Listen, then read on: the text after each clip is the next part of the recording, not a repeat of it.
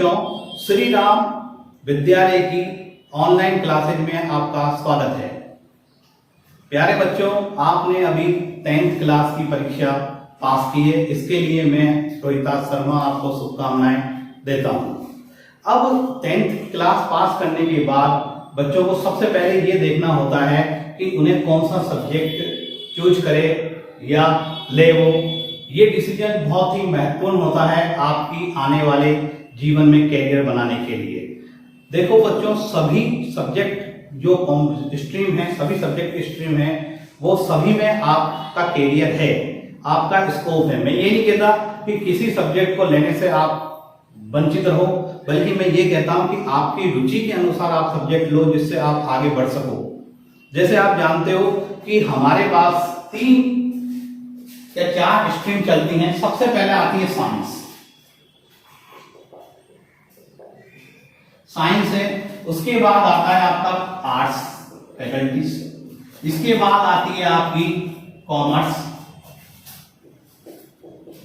और फिर एक सब्जेक्ट आजकल नया चलने लगा है जिसका नाम है एग्रीकल्चर।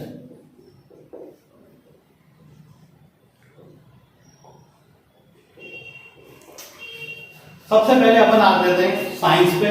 साइंस में आपके पास जो सब्जेक्ट होंगे वो होंगे आपके पास मैथ, फिजिक्स, केमिस्ट्री और बायो। ठीक है। अब मैं ये कहता हूं कि साइंस बहुत अच्छा सब्जेक्ट है, ठीक है, लेकिन ये उन बच्चों के लिए है जिनकी परसेंटेज ज्यादा होती है। ठीक है। इसके बाद हम ये कह सकते हैं कि साइंस बहुत अच्छा है जिसमें स्कोप है। ठीक है। इसके बाद आर्ट्स स्ट्रीम आती है।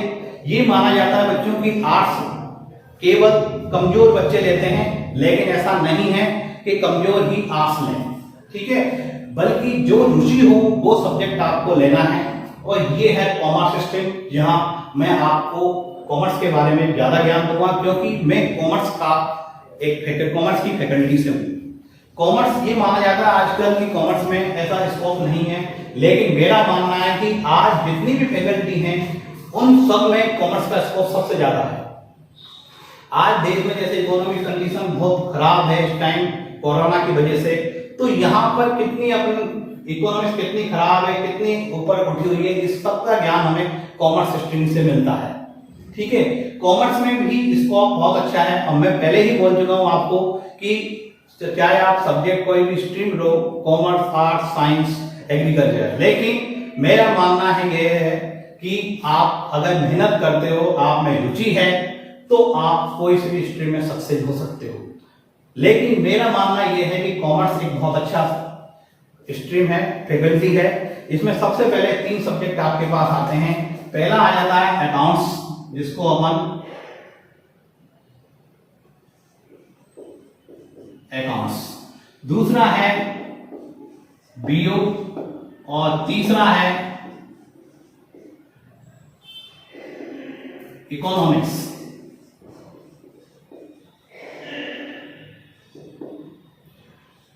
इसको अपन बोलेंगे लेखाशास्त्र। ये है अपना व्यवसाय अध्ययन, और इसको बोलेंगे अपन अर्थशास्त्र। सबसे पहले मैं ये जानता हूं कि आप अकाउंट्स अपने निजी जीवन में भी काम में लेते हो। जैसे अकाउंट्स का मतलब ये होता है कि आप हिसाब किताब किस दृष्टि से रखोगे, उस हिसाब किताब लिखने की कला को ही हम अकाउंट्स या वो लेखाशास्त्र कहते हैं। ठीक है। जैसे बच्चों आप देखते होंगे घरों में भी हमारे दूध वाला या कोई भी सब्जी वाला या किराने वाले की दुकान का हिसाब होता है, उसी तरह से यहाँ अकाउंट्स का हिसाब रखा जाता है। तुमने देखा होगा अकाउंट्स क्या होती है। सबसे पहले हम देखते हैं कि अपने यहाँ पर दूध वाला जो हिसाब देने आता है, तो सबसे पहले ये देखते हैं कि भाई महीने में हमारे पास कितना दूध आया है घर पे। हम उसका हिसाब कैसे रखेंगे, क्योंकि हम भी किसी कॉपी में या कैलेंडर में हमारे पास कितना दूध आया है वो पूरा हिसाब रखा जाएगा। इसी प्रकार जो दूध वाला जो दूध दे के जाता है घर में, वो भी अपना हिसाब रखेगा। जब दोनों के हिसाब मिल जाएंगे तो फिर हम उसे पेमेंट कर देंगे। इसी कला को हम अकाउंट्स का नाम देते हैं। ठीक है। अकाउंट्स क्या होती है आगे क्या है अकाउंट्स में, हिसाब किताब संबंधी लेन देन जो होते हैं वो सभी जगह एक ही जैसे देखे जाते हैं। जैसे दुकानदार महाजनी भई खाता रखते हैं, लेकिन आजकल इस महाजनी भई खाता का जो है वो टाइम जा चुका है। अब जो अपन जो अकाउंट्स रखते हैं वो डबल सिस्टम अकाउंटिंग यानी दोहरा लेखा प्रणाली के अनुसार रखे जाते हैं। ये विश्व में सभी जगह प्रचलित है, यानी जो हम हिंदुस्तान में पढ़ रहे हैं वो विदेश में भी वही अकाउंटेंसी पढ़ाई जाती है, इसमें कोई दो राय नहीं है। और आपके पास स्कोप ये है कि अगर आप कॉमर्स लेते हो तो आपके पास तीन चीज हैं, या तो आप सीए जिसको अपन चार्टर्ड अकाउंटेंट बोलते हैं, ये आपके पास 12th के बाद करने का मौका है। दूसरा आएगा आपके पास कंपनी सेक्रेटरी जिसको अपन सीएस बोलते हैं, वो भी आप कर सकते हो। तीसरा आता है ICWAI, ये भी आप कर सकते हो। अब एक ऑप्शन और है जिसको अपन MBA बोलते हैं, ठीक है भाई। ये आपने प्रोफेशनल कोर्स माने जाते हैं, CA, CS, ICWAI और MBA।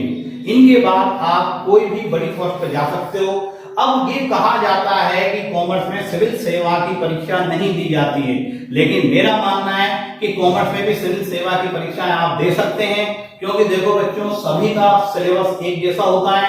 आप अगर साइंस लोगे तब भी आपको जीके मैथ ये पढ़नी पड़ेगी, आर्ट्स में भी आपको पढ़नी पड़ेगी और कॉमर्स में भी आपको पढ़नी पड़ती है, क्योंकि अकाउंट्स अधिकतर मैथ का ही सब्जेक्ट होता है और अकाउंट्स आपके हर जीवन में काम आता है। यानी कि जॉब आपके पास, जैसे अभी कोरोना काल है, यहाँ जॉब खत्म हो चुके हैं, लेकिन अभी भी लेन देन की जॉब चलते हैं। आपको हर उस जगह पर लेन देन करना पड़ेगा और जहां लेन देन करना पड़ेगा वहां अकाउंट्स काम में आएगा।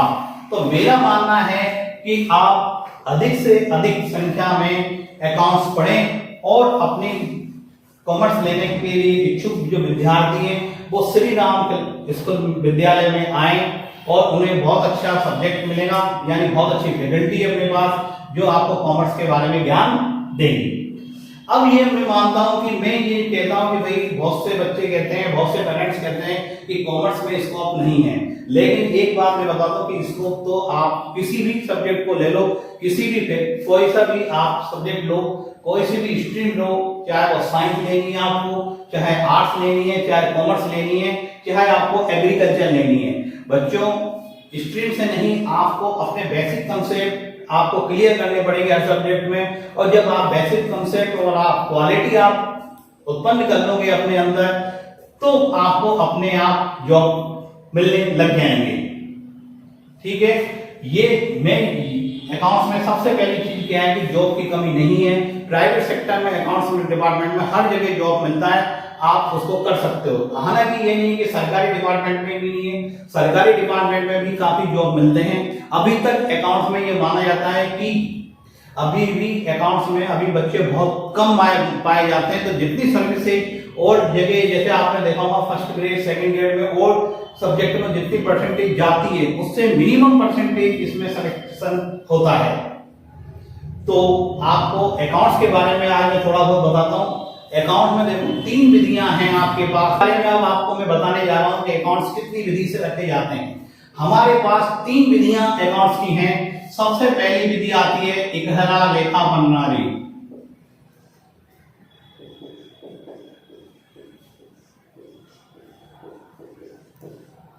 दूसरी विधि आती है आपके पास महाजनी बही खाता विधि, और तीसरी आती है दोहरा लेखा प्रणाली। देखो बच्चों सबसे पहले आती है इकहरा लेखा प्रणाली। इकहरा लेखा प्रणाली को सिंगल एंट्री सिस्टम बोलते हैं। इसमें क्या होता है, जैसे आपने देखा होगा छोटे व्यापारी होते हैं, जैसे दूध वाला, चाय वाला, दुकानदार, सब्जी वाला, ये अपना हिसाब इस वाली पद्धति में रखते हैं। इकहरा लेखा प्रणाली का मतलब होता है केवल एक ही जगह लेके रखना, एक ही जगह अपना हिसाब किताब रखना। आपने देखा होगा, क्या देखते हैं अपन, जब भी अपन कोई भी चीज खरीदते हैं या तो उधार खरीदेंगे या नगद खरीदेंगे। अगर आप नगद खरीद के दुकानदार से लेके आते हो तो दुकानदार उसकी उसकी कॉपी नहीं करता है, उसे लिखता नहीं है। लेकिन अगर अपन वही चीज उधार लिख के उधार अपन खरीदते हैं दुकानदार से, तो आप देखते हैं कि दुकानदार उस कॉपी में आपका नाम लिख देता है कि भाई फलाना, जैसे रमेश जी लेके आए तो रमेश का नाम लिख दिया कि रमेश के नाम से 500 रुपए का सामान वो ले गए हैं। तो उस लिखने की कला को ही अपन क्या बोलेंगे, इकहरा लेखा प्रणाली। और जब रमेश जी 500 रुपए चुका देते हैं दुकानदार को, तो दुकानदार रमेश जी का नाम काट देता है ना बच्चों। तो ये सब आप अपने निजी जीवन में देख रहे हो, और जब निजी जीवन में जो चीज देखते हैं वही चीज अपन को यहाँ पर पढ़ने को मिलेगी। यही इस सब्जेक्ट की सबसे बड़ी विशेषता है कि जो अभी मार्केट में चल रहा है वही आपको पढ़ाया जा रहा है, और जो आपके निजी जीवन में काम आएगा। तो अपन आप देखते हो कि दुकानदार इसी तरह काम करेगा। जो भी अपन कहीं भी किसी भी व्यक्ति को उधार पैसे देते हैं या उधार लेते हैं तो उसका नाम लिखते हैं, और जब अपन चुका देते हैं उसका नाम काट देते हैं। तो ये बच्चों सबसे छोटे व्यापारी, जो छोटे लेवल के व्यापारी होते हैं, वो इकहरा लेखा प्रणाली अपनाते हैं। इस इकहरा लेखा प्रणाली में दुकानदार कॉपी, डायरी आदि का उपयोग करता है। इसके बाद आती है बेटा महाजनी भय खाता विधि। महाजनी भय खाता विधि क्या होती है? एक लाल कलर की बुक होती है, तुमने देखा होगा व्यापारियों के पास, दुकानदारों के पास, जो जैसे कपड़े के व्यापारी हैं, कोई भी बड़े व्यापारी है, वो लाल सी बुक होती है जिसके पीले पेज होते हैं, ठीक है। तो जो पीले पेज का इस साइड वाला बाएं साइड दाएं साइड है, उधर तो क्या लिखा जाएगा? इनकम लिखी जाएगी, बाएं साइड में आपको खर्चे लिखे जाएंगे, ठीक है। और उसमें अपन पेज की लाइन स्केल का प्रयोग न करके उन्हें मोड़कर अपनी लाइन खींच लेते हैं। इसे अपन महाजनी भय खाता विधि कहते हैं। इसमें सभी व्यापारी अपने लेन देन लिखते हैं, लेकिन ये महाजनी भय खाता विधि केवल स्थानीय भाषा में लिखी जाती है। अब स्थानीय भाषा कौन कौन सी होती है? जैसे अपने यहाँ पे तो हिंदी चलती है, लेकिन गुजरात में गुजराती को ज्यादा महत्व देते हैं, तो गुजराती व्यापारी कहीं में लिखता है, गुजरात में लिखता है, गुजराती में लिखेगा। पंजाबी व्यापारी पंजाबी में लिखेगा। लेकिन व्यवसाय का एक नियम होता है बेटा कि जब तक एक दूसरे से क्रेता और विक्रेता एक दूसरे से संतुष्ट नहीं हो, तब तक हम उस चीज को वापस उसको व्यापार में लेन देन नहीं मानेंगे। लेन देन का मतलब ये होता है कि दोनों पक्ष एक दूसरे से संतुष्ट हो, तभी आपका लेन देन सफल माना जाएगा। महाजनी भय खाता इस वजह से संतुष्ट नहीं है कि जैसे एक अपने एरिया में तो महाजनी भय खाता विधि सर्वश्रेष्ठ मानी जाती है, लेकिन जैसे ही एरिया बदल जाता है, जैसे अपन गुजरात में अपन कोई व्यापार करते हो तो वहां जो गुजरात का व्यापारी वो गुजराती में लिखेगा, तो आपका पहला ही टॉपिक जो लेन देन का वो गलत हो चुका है। पहला टॉपिक क्या है कि दोनों एक दूसरे से संतुष्ट हो, क्योंकि हमें गुजराती नहीं आती है तो हम गुजराती में लेन देन नहीं कर सकते हैं, तो आपका पहला नियम गलत है। और वैसे भी सरकार ने महाजनी भय खाता को अब बैन कर रखा है। तो अब जो आपके पास सबसे जो इंपॉर्टेंट है, जो अपन पूरी अकाउंट्स में पढ़ेंगे, वो है डबल सिस्टम अकाउंटिंग, दोहरा लेखा प्रणाली। दोहरा लेखा प्रणाली ये बताती है, ये वैज्ञानिक पद्धति है जो वैज्ञानिक सिद्धांत पर काम करती है। ये बताती है कि जो भी चीज आपको प्राप्त होती है उसे नाम करेंगे, और जो चीज आपके पास से जाती है उसको जमा करेंगे। यानी जो नाम होता है उसको डेबिट बोलते हैं, और जो जमा होती है उसको क्रेडिट बोला जाता है।